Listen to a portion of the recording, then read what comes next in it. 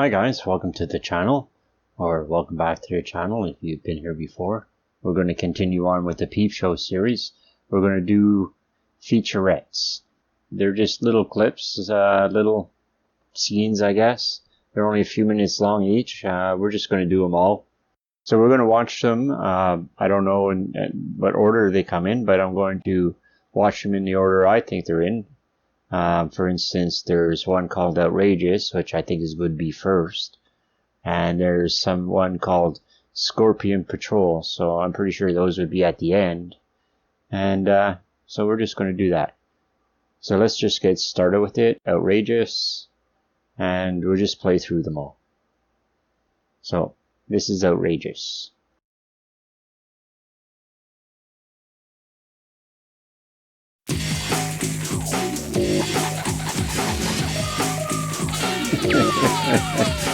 This is outrageous. This is contagious. Yeah. This is outrageous. This is contagious. Ooh, feel it. Yeah, feel it. So futile. No.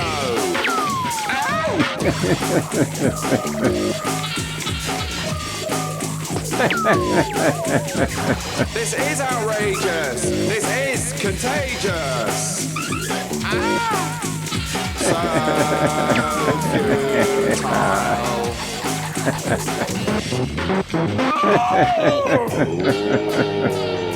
Look out. I'm dangerous. I'm dangerous, I say.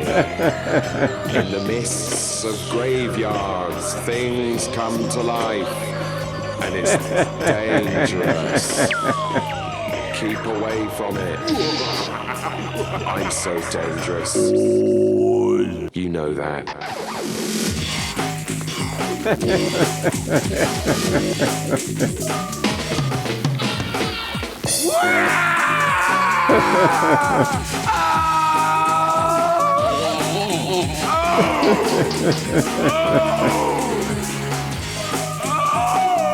No.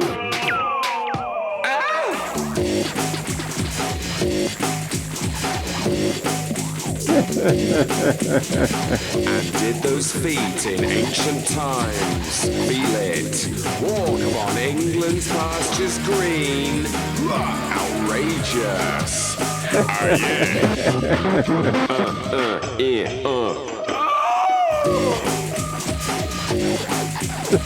God save our gracious queen. Yeah, right. No, Mum, I'm not coming in for my fucking tea. You can eat it your fucking self. Drama. Bollocks.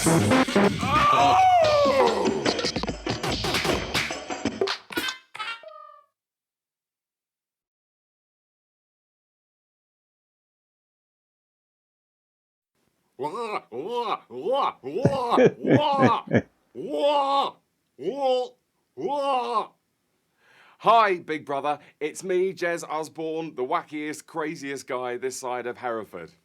I don't even know why I said Hereford. It was just the first fucking thing that came into my brain. See, I just said fuck. Is that allowed? I don't know. I don't give a shit. So screw you. Why should I be on Big Brother? Well, why shouldn't I? I'm great, I'm cool, I'm wicked, I'm wild, I've got a great personality, I'm totally into hot chicks and Hollyoaks and mountain biking and just all extreme sports. I'm basically mental.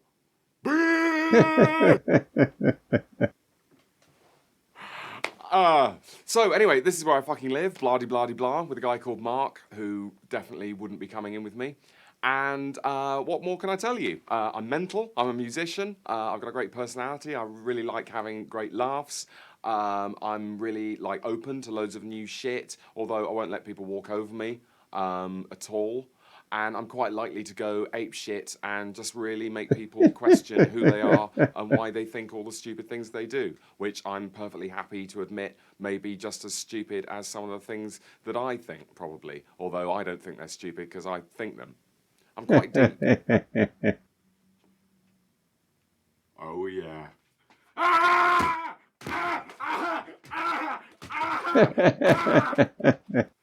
That is some of the mental shit that I'm capable of. Except normally I probably attach it to some funny story, like Mark or someone might say, "Oh, don't you think melons are smashing?" And then later, "How smashing are they now, Mark?" I'd probably be up for a three-way if that developed, possibly even a gay thing, although I'd rather not. But I mean, if that's what you were pushing for, I'm just saying I could probably offer that up. Probably not. I don't know. I mean, we'd have to see. I mean, what is this, fucking legal contract? No. So basically, I think I'd be an asset to the Big Brother house. I'd be a sort of upmarket bubble, if you can imagine such a thing. Or a sort of downmarket, nice guy version of Nick. Nasty Nick. Nice Nick, or normal Nick. The Jazz Man, they'll probably start calling me. And I imagine I'd become quite a cult hit amongst students. Sort of like Brian the gay one, but less gay. I mean, we've been over all this. If you want to see my policy on this whole area, then just rewind. That and everything else on here about me is very much open to negotiation. I do think I'm more real than some of the, no offence, phonies you've had on the show. It's not like I'm pushing for a career in TV, although, you know, if that happened, I'd be up for that. Some kind of travel program, probably. I don't know, blah, blah, blah.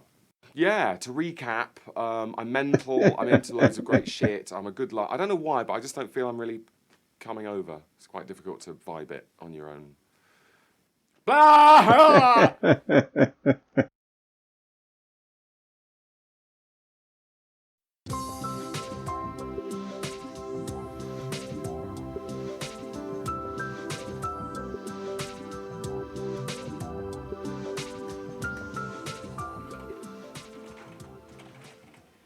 Oh, hello there. Welcome to my video CV, a voyage round Mark Corrigan. Oh, hi, it's you again. I've just got in from a tough game of squash. That's the kind of guy I am. I work hard, I play hard, and I'll sleep when I'm dead. That is funny. Yeah. I like a laugh. I like to kick back with a beer and some top comedy shows or a Region 1 import of the latest blockbuster. But even when I'm switching off, I'm still on standby because you never know when your brain's going to start storming. Yeah, that's a goodie. Sorry, I can't tell you what it is. This little beauty could be worth a fortune. You'll have to hire me to find out. It's a no-brainer. Buy chickpeas, sell gold. I know it sounds counterintuitive, but in a crisis people need protein, whereas I couldn't give two hoots about jewellery. Yeah, I think outside the box. Some people think I think so much outside the box, I don't know where the box is. Trust me, I do. My career teed off back at Exbourne in Shropshire, the little public school with the big reputation. When I moved, due to family circumstance, to Fitzallen Comprehensive, I made adversity my new best friend and attained 7 GCSEs. Back in the day when a GCSE meant something. Please feel free to peruse the attached folder for subjects and grades. Cut to the Business Studs department at Dartmouth University, and they didn't call us the Business Studs for nothing. And I don't mean studs on football boots. I mean sexual studs was the joke that was made. Yes! Watch your back, Tiger Woods! And then I found myself snapped up by JLB Credit, one of the largest providers of private consumer credit in the southeast. And I think you'll agree, if my job was a West End show, there'd be plenty of stars on the billboards. Good solid performance, says Year 1 assessment. Totally adequate, post-project review note. Sound appreciation of the department, Year 2 assessment. Steady performer, Year 3. Hold on, guys, I'm starting to blush. It's not like me to blow my own trumpet, but it looks like now's the time to change up a gear. That's why I'm giving your recruitment company the opportunity to headhunt me and push me to all your major players. Look at the sheet for the number and check out the personal message from management guru and close friend Alan Johnson. Make the call. But hey, you'd better get in quick because Hey, looks like I'd better take this. Hello, top recruitment. Yeah, I've got time to talk.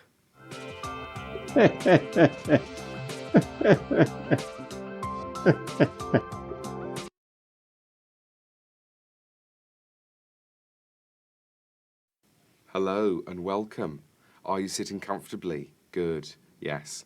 This is Jeremy Osborne giving unto you his last will and testament from beyond the grave. That's right. As you may have no doubt gathered by now, I have died. Yet another victim of Bowden-Georgeson syndrome. So, here I sit, the most dangerous animal on earth, a man with nothing left to lose. So, who's gonna get it first, right? Well, first of all, Tony Blair. You know, sit on it, Tony. I died under your government, and what have you been doing about it? Nothing. Moby. Baldy, I call him. And Eminem, you know, he's just been lucky to have such a shit life. If he came from Kent like me, I don't know what he'd be rapping about. So you can all fuck off. To Superhands, I leave all my music equipment. No doubt many of our tracks will be released after I'm dead and will go on to be fucking massive. I hereby decree to appear posthumously at Glastonbury, if that is required. I do not give my permission to appear live posthumously at Reading, Donington, or particularly the Big Chill, which I went to one year and it was fucking shit. Probably didn't kill me, but it wouldn't have helped. And finally, my clothes, I'd like to be split amongst various different charities so no one can copy my look. So, funeral arrangements. I've burned a CD of tracks that I want played, and that is completely set. I don't want Mum swapping in some tasteful bullshit by McCartney at the last minute. I know what you're thinking, Mum. You're thinking Blackbird. Well, forget it. It's going to be the Pistols, followed by Aphex Twin, followed by Teenage Dirtbag, and that's that. It would be good, also, if we could have Big Suze and Tony, like, crying uncontrollably. I mean, if they're not up for that, then I reckon Kerry Jensen always had an eye for me, and you can get her number off Friends Reunited, you know, if you need to beef up the chick ratio. Letter to Tom Oliver of the South London Gazette. You thought our gig was useless. In your review, you said we're whack. Well, you can go fuck yourself, because your head is full of cack. You thought I couldn't play or sing and that I was a shit dancer. Well, I hope you're bloody happy now. I've died from a painful form of cancer. Cancer. Cancer. Tom. Cancer. Ah.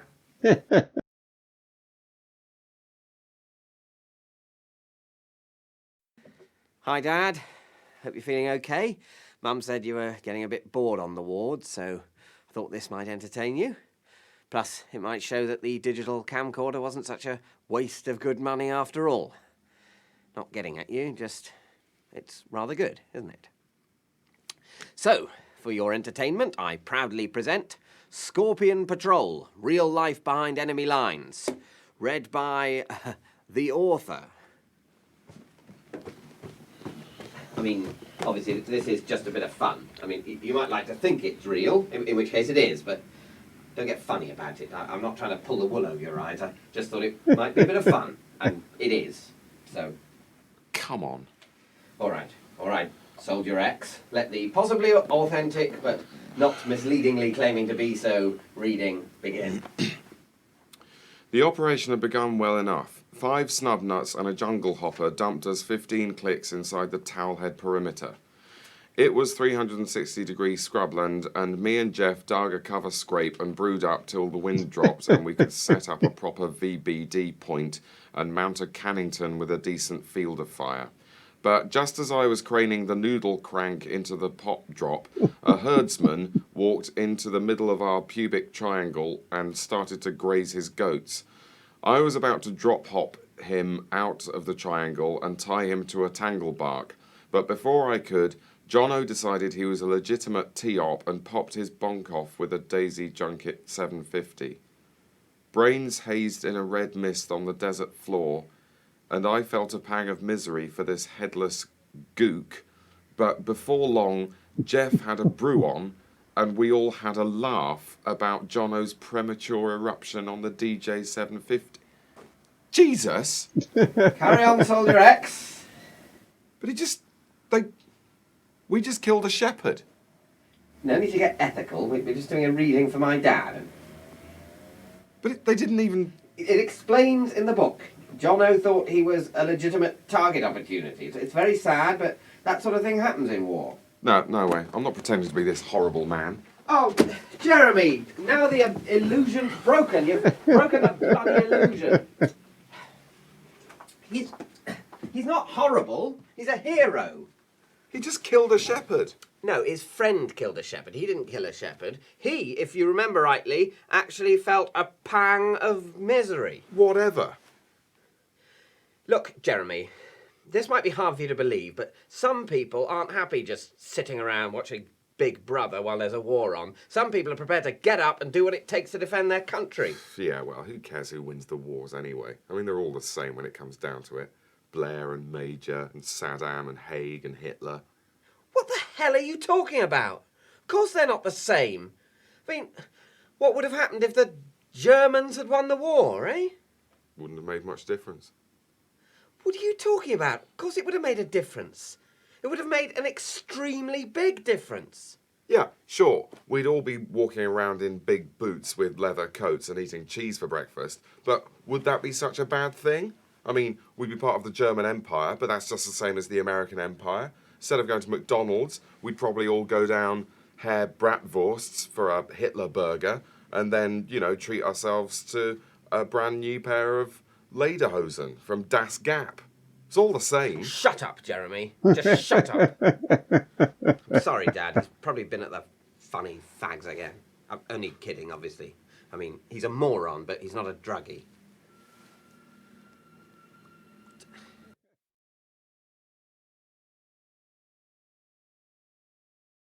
This is so kind of you, Soph. My dad's going to love this. And like I said, Jez was basically a washout. That's fine, Mark. Which bit do you want me to read? Oh, any. I've recorded loads for him myself. I just thought it'd be nice for him to see a nice face as well as my stupid old face. I'm sure your face is just as nice as mine. No, it isn't. Your face is lovely. Oh, well, look, we could sit here all day arguing about our faces. Let's get down to it, shall we?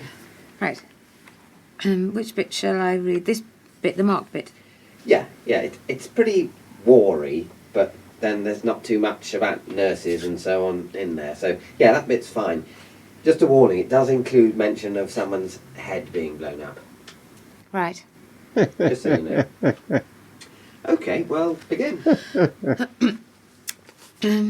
The operation had begun well enough. 5 snub nuts and a jungle hopper dumped us 15 clicks inside the towel head perimeter. So if I might just move a bit back, if that's okay, for filming, for technical reasons. Okay? Sure. It was 360-degree scrubland, and me and Jeff dug a cover scrape. So, Dad, Sophie, there, my girlfriend. Yep, we've been going steady for a while now, so guess this probably puts paid to any of Big Jim Durston's jokes down the pub about me. I guess he can pretty much shove all his little jokes up his big blue cable knit jumper, can't he? Because let's face it, they weren't very good jokes, they weren't very subtle jokes, they weren't very nice jokes. And there she is, the answer to all his jokes.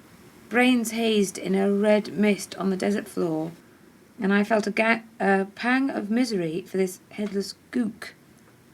But before long, Jeff had a brew on, and we all had a laugh about Jono's premature eruption on the DJ 750. Mark, that's terrible. Yeah, war can be quite moving at times, can't it? Sorry, Mark, I don't... Don't forget, Sophie, don't forget that all that in the book, that's in the past. That all happened 10, 11 years ago. That person who died, a lot of the people who knew him probably died by now anyway. So, it's not that bad. Time can be a great healer. Yeah, Mark, I'm sorry, I don't... No, that's fine. So at least you take war seriously.